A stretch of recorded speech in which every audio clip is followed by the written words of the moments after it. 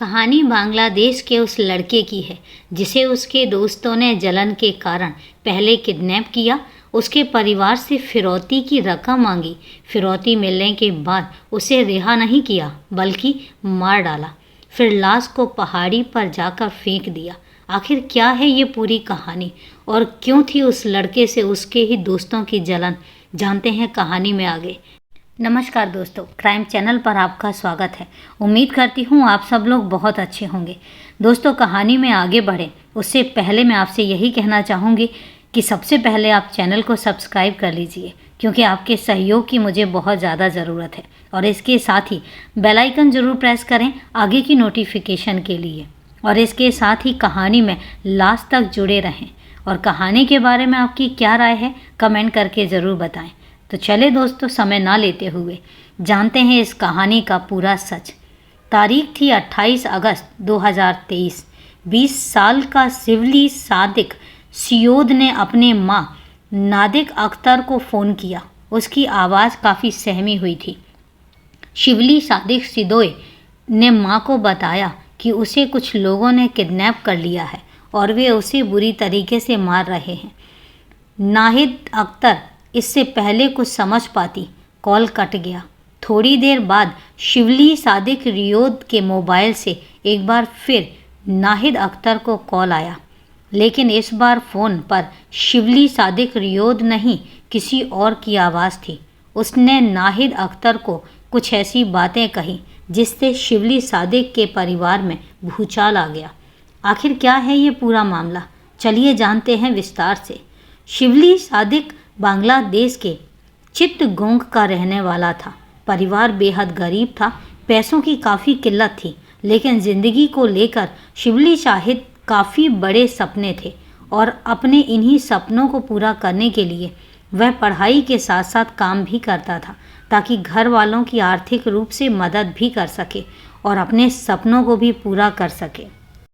माता पिता पर बोझ ना बने और पढ़ाई भी अच्छे स्कूल से हो, इसलिए वह खुद पोइट्री फार्म में मैनेजर की नौकरी करके अपने पैसों से स्कूल की फीस भरता था। वह कदालपुर स्कूल एंड कॉलेज में पढ़ाई कर रहा था। शिवली सादिक अपनी पढ़ाई को लेकर सीरियस तो था ही, लेकिन अपने काम को लेकर भी काफ़ी ईमानदार था। लेकिन उसकी यही ईमानदारी उसके लिए मुसीबत बन गई। कदालपुर के जिस पोइट्री फार्म में वह नौकरी कर रहा था, वहाँ अल्पसंख्यक समुदाय के 6 लोग और भी काम करते थे। शिवली सादिक और उनके बीच अच्छी खासी दोस्ती भी हो चुकी थी। चूँकि शिवली सादिक पोइट्री फार्म का मैनेजर था और उन लोगों का दोस्त भी, इसलिए वे लोग अपने काम को लेकर काफ़ी लापरवाही बरतने लगे। उन्हें लगता था कि अगर वे कोई गलती करेंगे तो शिवली सादिक उन्हें संभाल लेगा, लेकिन शिवली सादिक को ये सब गवारा नहीं था। पहले तो उसने उन्हें प्यार से समझाया, लेकिन जब वे लोग बार बार लापरवाही बरतने लगे तो शिवली सादिक ने उन्हें टोकना शुरू कर दिया और बस यही बात उन लोगों को अच्छी नहीं लगी। शिवली सादिक की उम्र सिर्फ 20 साल की थी, जबकि बाकी वर्कर्स 24 से 25 साल के थे। उन्हें यह चीज़ बुरी लगती थी कि शिवली सादिक मैनेजर है और उम्र में उनसे छोटा है और इसके बावजूद भी उन्हें डांटता है। बस यहीं से विवाद की शुरुआत होने लगी।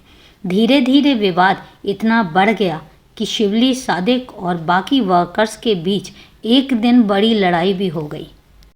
उस दिन पोइट्री फार्म के मालिक ने समझा बुझाकर सबको शांत करवाया।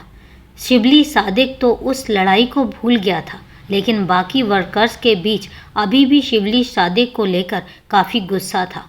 वे लोग उस लड़ाई को भूले ही नहीं थे। वे लोग मन ही मन उससे बदला लेने का प्लान कर रहे थे। 2 महीने बाद यानी 28 अगस्त 2023 को वो मनहूस दिन आ गया। पोइट्री फार्म के उन वर्कर्स ने शिवली सादिक को किडनैप कर लिया। दरअसल जब शिवली सादिक पोइट्री फार्म में काम कर रहा था तो उमोनचिंग मरमा अपने कुछ वर्कर्स के साथ वहां आ धमका।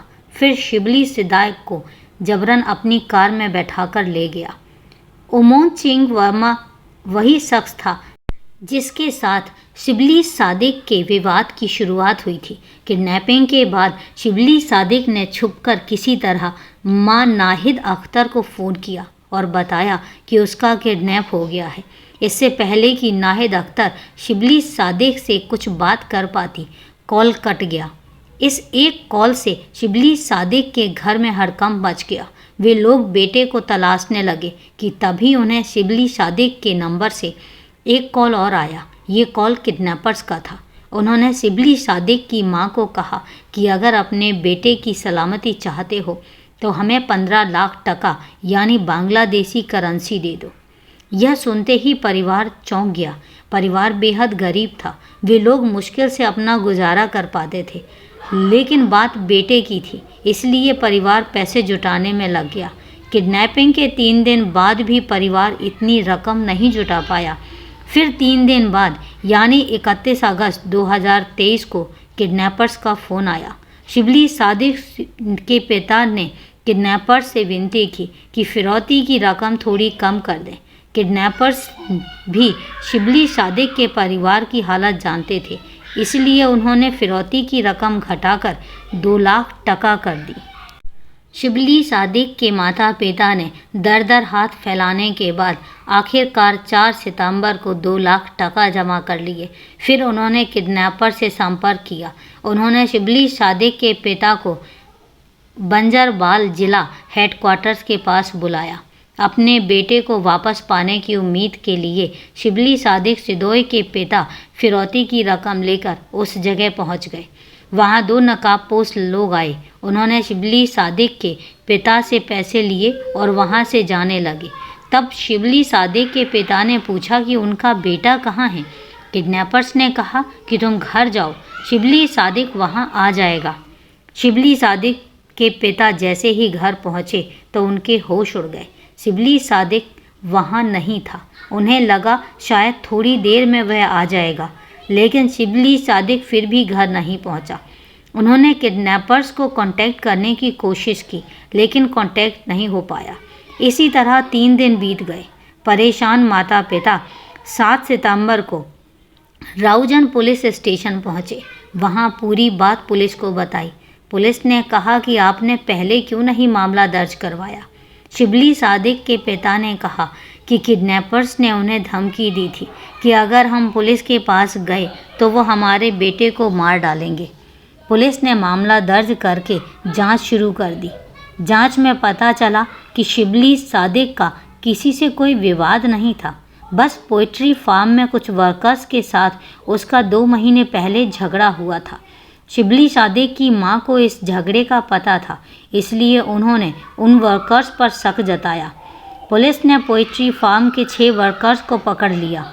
उसमें उमोंग चिंग मरमा, स्विंग चिन मरमा, अंगुथुई मुंग मरमा और उक्थावाई मरमा नामजद आरोपी थे। बाकी 2 अज्ञात लोग थे। शुरुआती पूछताछ में तो वे लोग अनजान बने रहे, लेकिन जल्द ही पुलिस के सामने टूट गए। उन्होंने बताया कि वे लोग सिर्फ शिबली सादिक से बदला लेना चाहते थे। उनका प्लान था कि लोग उसे टॉर्चर करेंगे, फिर फिरौती की रकम लेने के बाद उसे छोड़ देंगे। फिरौती की रकम मिलने के बाद भी उसे क्यों नहीं छोड़ा, इस सवाल पर किडनैपर्स ने बताया कि शिबली सादिक को उनके बारे में पता लग गया था। अगर वे शिबली सादिक को छोड़ देते तो उनके खिलाफ मामला दर्ज करवाता, इसलिए खुद को बचाने की खातिर उन्होंने शिबली सादिक को मार डाला। पुलिस ने पूछा कि शिबली सादिक का लाश कहाँ है। उन्होंने बताया कि पास की पहाड़ी में उन्होंने लाश को फेंक दिया है। कुछ मीडिया रिपोर्टर्स की माने तो मुख्य आरोपी उमोंग चिंग मरमा ने भी ये खुलासा किया था कि उन्होंने लाश के मांस को पकाकर खा लिया, फिर कंकाल को पहाड़ी पर जाकर फेंक दिया। 11 सितंबर को पुलिस उस बताई हुई जगह पर पहुंची और वहां शिबली सादिक का कंकाल मिला। बेटे का कंकाल देखकर माता पिता फूट फूट कर रोने लगे। यह मामला पूरे क्षेत्र में चर्चा का विषय बना हुआ था। लोगों का आरोपियों को लेकर गुस्सा 7वें आसमान पर था। इसलिए जब पुलिस मुख्य आरोपी उमंग चिंग वर्मा को लेकर थाने जाने लगी, तभी रास्ते में उन लोगों ने उमंग चिंग को पकड़कर इतना पीटा कि उसकी मौत हो गई। भीड़ को शांत करने के चक्कर में 3 पुलिस वाले भी घायल हो गए। अंत में बेकाबू भीड़ को कंट्रोल करने के लिए पुलिस को आंसू गैस का इस्तेमाल करना पड़ा। मुख्य आरोपी को तो भीड़ से ही मार डाला गया, लेकिन बाकी आरोपियों के खिलाफ अभी कार्रवाई जारी है। तो दोस्तों, ये है एक ऐसी कहानी जिसमें एक कमाने वाले बच्चे की ही मौत हो गई, और इतनी दर्दनाक मौत। दोस्तों, कहानी को लास्ट तक सुनने के लिए आपका तहे दिल से धन्यवाद। कहानी के बारे में आपकी क्या राय है, कमेंट करके ज़रूर बताएं।